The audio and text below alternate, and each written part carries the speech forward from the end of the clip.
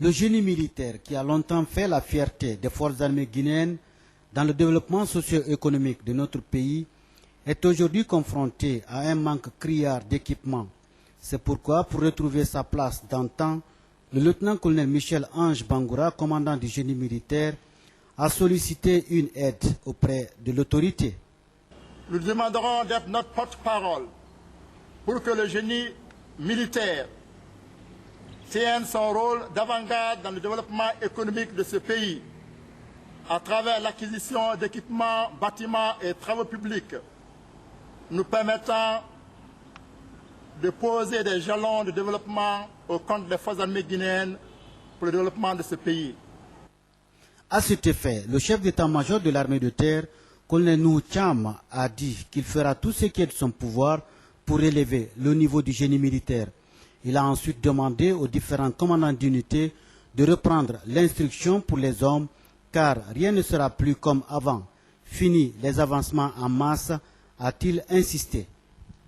Je vous appelle à l'instruction et à la formation, parce que désormais, l'avancement en Sobi, là, c'est fini avec moi. Les gens seront notés et avancés conformément avec leur rendement, et conformément à leur mérite. Il faut qu'on soit clair.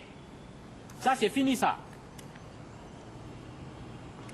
Donc, à partir de l'instant où vous parlez là, il y a des gens qui portent des grades sans acte, ils n'ont qu'à les enlever. Je ordonne de les enlever.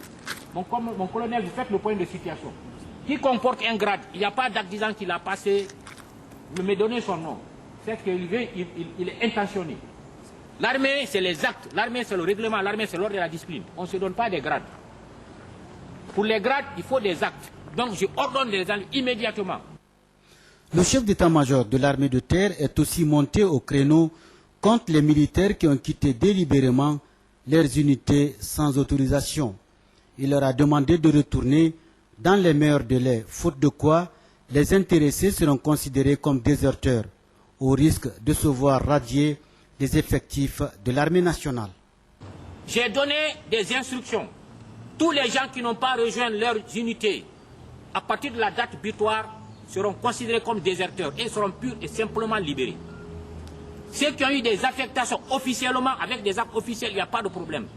Mais ceux qui sont fait affecter d'eux-mêmes dans les unités, ils n'ont qu'à immédiatement replier.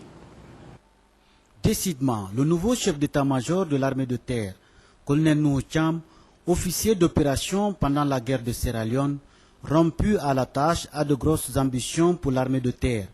Il suffit de l'appuyer tant soit peu.